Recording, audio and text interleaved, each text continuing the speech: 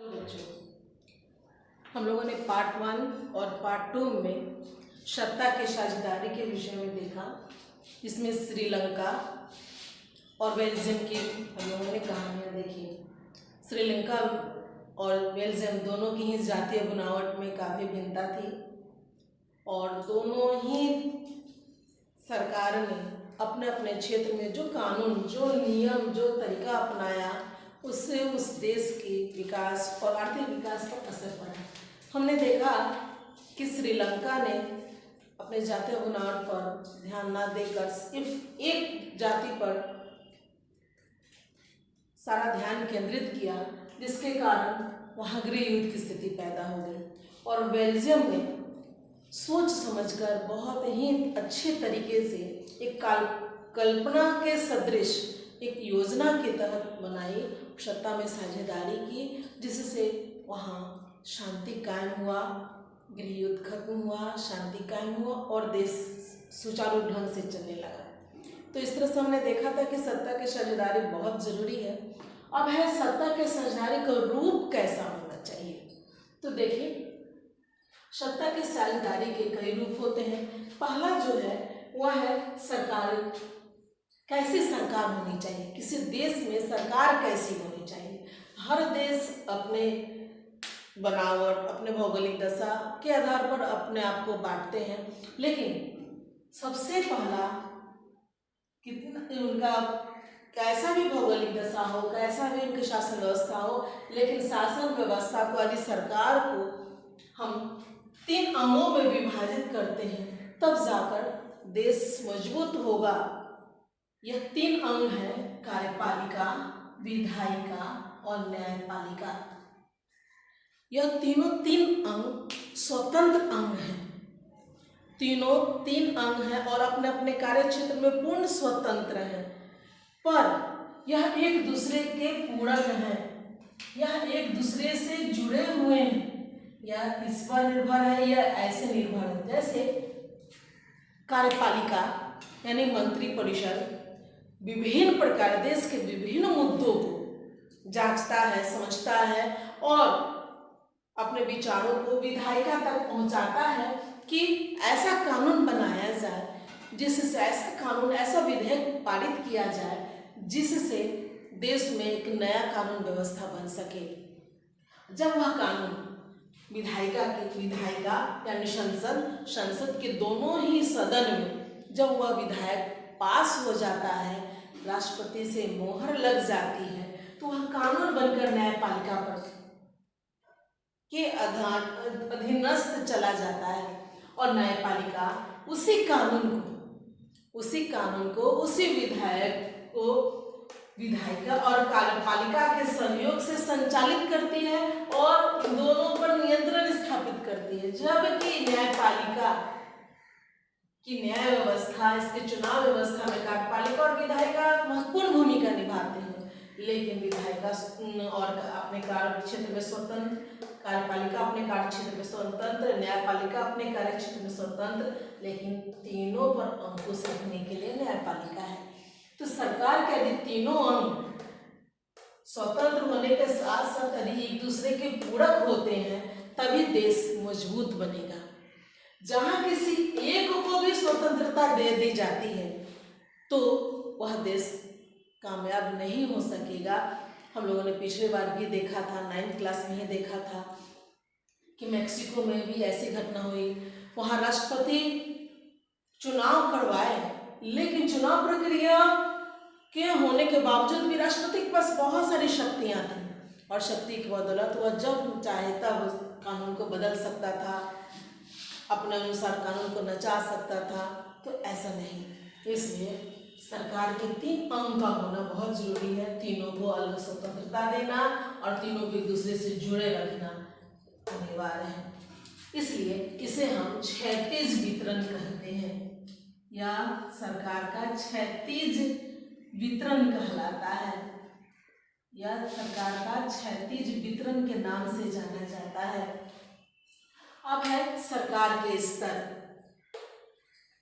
कितने स्तर की सरकार होनी चाहिए। जो देश छोटा है वह लगभग 2 ही स्तर के सरकार का निर्माण करता है, लेकिन जो देश बड़ा है वह 3 तरह के सरकार का निर्माण करता है। वह होता है केंद्र सरकार, राज्य सरकार और पंचायती राज। कई देशों के समूह से जो एक संयुक्त देश का निर्माण होता है, वहाँ एक केंद्र सरकार होते हैं, लेकिन राज्य नहीं होता है, वहाँ देश राज्य होता है। वहाँ देश राज्य होता है और फिर क्षेत्रीय सरकार होता है। लेकिन भारत जैसे देशों में केंद्र सरकार है और राज्य है, और छोटे स्तर में पंचायती सरकार, जिसके अंतर्गत ग्रामीण और शहरी क्षेत्र अलग अलग है। ग्रामीण क्षेत्र और शहरी क्षेत्र दोनों के लिए अलग अलग चुनाव होती है, दोनों की अलग अलग कमेटियां बनती हैं, दोनों के अलग अलग नेता होते हैं।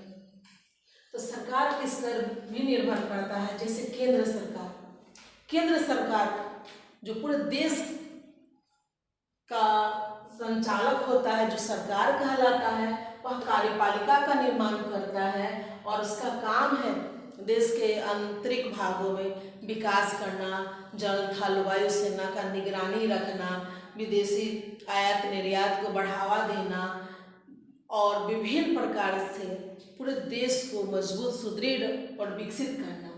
उसके बाद से राज्य सरकार, केंद्र सरकार अकेले ही पूरे देश के हर एक क्षेत्र का संचालन नहीं कर सकता, इसलिए देश को कई राज्यों में विभाजित कर दिया जाता है और हर राज्य का अपना राज्य सरकार होता है। और उस राज्य सरकार की सबसे बड़ी खासियत होती है कि वह स्वतंत्र होता है, वह अपने क्षेत्र का कर्ता धर्ता होता है। केंद्र सरकार उसके कार्यों में निगरानी करती है, दखल अंदाजी नहीं करती। वो अपने क्षेत्र के विकास, शिक्षा, विकास कार्यक्रम, आर्थिक स्थिति में सुधार, सामाजिक सुधार, राजनीतिक सुधार, जिस प्रकार का सुधार करना चाहता है वह कर सकता है। अपने राज्य का विकास करने के लिए वो कोई भी काम कर सकता है, बस दायरे में, कानून के दायरे में। तो उसके काम की निगरानी केंद्र सरकार करता है, लेकिन राज्य सरकार अपने क्षेत्र में एक मजबूत संस्था होती है, जिससे यह काफी लाभकारी होता है। उसके बाद से राज्य स्तर पर भी गांव और शहर के हिसाब से बहुत सारे गांव, बहुत बड़े बड़े गांव हैं और कुछ शहर काफ़ी बड़े हैं और सबका संचालन एक राज्य सरकार नहीं कर सकता। इसके लिए पंचायती सरकार का निर्माण किया गया, ताकि ग्रामीण 4 गांव 5 गांव को मिलाकर एक ग्रामीण पंचायत बना दिया गया। वार्ड के आधार पर शहरी क्षेत्र का निर्माण किया गया और वहाँ पर उनके सदस्य अपने अपने क्षेत्र का विकास के लिए कई तरह के कदम उठाते हैं। राज्य सरकार उनके कामों में सहयोग प्रदान करती है, ताकि देश के हर एक कोने तक विकास पहुंच सके। यदि किसी एक को, या फिर भी तीनों एक दूसरे से जुड़े हुए हैं, सभी अपने अपने काम में स्वतंत्र हैं, लेकिन कानून के दायरे के अनुसार केंद्र सरकार राज्य सरकार के कामों पर निगरानी करता है, राज्य सरकार पंचायती सरकार के कामों पर निगरानी करता है और इन सबके कामों की निगरानी न्यायपालिका करता है। इस तरह किसी को भी इतना अधिकार नहीं प्राप्त है कि वो शोषणकारी बन सके, नहीं तो देश में शोषणकारी संस्था का बढ़ावा मिलेगा, तानाशाही बढ़ जाएगी। इसलिए सरकार के स्तर को भी विभाजित किया जाता है। हमारा देश केंद्र, राज्य और पंचायती सरकार के अधीनस्थ है, जबकि ब्रिटेन और अमेरिका केंद्र सरकार और देश राज्य में है। वहाँ एक केंद्र, कई देशों का समूह मिलाकर एक केंद्र सरकार है और बाकी राज्य नहीं है, वहाँ देश राज्य है। हर देश अलग अलग अपने अपने क्षेत्र में स्वतंत्र हैं, वहाँ अपने विकास कार्यक्रम में जिस तरह के काम करने चाहिए वह कर सकते हैं। केंद्र सरकार से सहयोग प्राप्त कर सकते हैं, केंद्र सरकार उनको सहयोग प्रदान करती है और अपने क्षेत्र का हर काम को, गतिविधियों को वह देखते हैं, केंद्र सरकार उनकी निगरानी करती है। तीसरा है कि हर एक देश में विभिन्न समुदाय के लोग रहते हैं, तो न्यायपालिका पूरे देश के स्तर पर सबके लिए समान कानून का निर्माण करती है और लागू करने का व्यवस्था करती है। पर हर समुदाय का अपने सांस्कृतिक और पारंपरिक रीति रिवाज होते हैं, उसमें कोई भी न्यायपालिका दखल अंदाजी नहीं करती। वो दखल अंदाजी तभी करती है जिस किसी समुदाय से नरसंहार की स्थिति हो, शोषण की अवस्था पैदा हो जाए, तब वो दखल अंदाजी करती है। जैसे हमारा देश ही धर्मनिरपेक्ष देश है, यहाँ सरकार धर्म के मामले में किसी प्रकार का हस्तक्षेप नहीं करती। हाँ, जरूरत पड़ने पर वो हस्तक्षेप करेगी जहाँ किसी का शोषण का बात हो। लेकिन अमेरिका, ब्रिटेन जैसे देश में धर्म को बिल्कुल राज्य से, देश से अलग रखा गया है।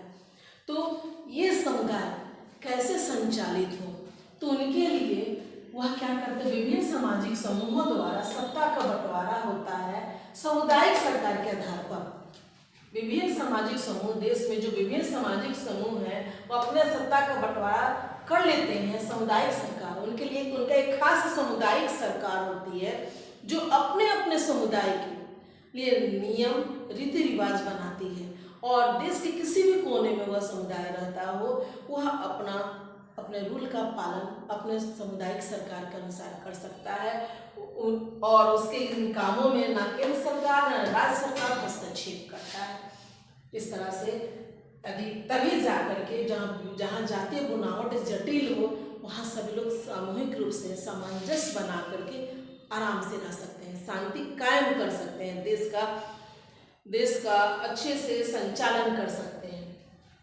उसके बाद है कि यदि सत्ता में साझेदारी होगी तभी हम अपने सरकार पर दबाव डाल सकेंगे। जब सत्ता में साझेदारी का मतलब लोकतंत्र होना, और जब लोकतंत्र होगा तो जनता को इतना अधिकार प्राप्त होती है कि अपने अधिकारों की, अपनी मांगों के लिए सरकार पर दबाव डाले। तो सत्ता में साझेदारी का एक रूप होता है कि विभिन्न दबाव समूहों द्वारा दबाव और आंदोलन के जरिए सरकार पर दबाव डालना, ताकि हर समुदाय अपने अपने अधिकार की मांग कर सके। जैसे हम लोगों ने देखा था मुस्लिम महिलाओं के लिए कानून बना, मुस्लिम महिलाओं को जो 3 तलाक का कुरीतियाँ से झेलनी पड़ती थी, उनका काफ़ी शोषण होता था। तो वैसे सरकार पर वह दबाव डालकर सरकार से अपने अधिकार की मांग कर उन्होंने अपने हक पाया। 8th क्लास में घरेलू हिंसा के शिकार के विषय में आप लोग पढ़ चुके हैं। वहाँ पर भी महिलाओं ने महिला आंदोलन छेड़कर दबाव समूह का निर्माण कर अपने अधिकार की मांग की। घरेलू हिंसा अधिनियम को पारित करवाया, जिसमें घरेलू हिंसा में जो महिलाओं को शोषण हो रहा था उस पर उन्हें न्याय मिला।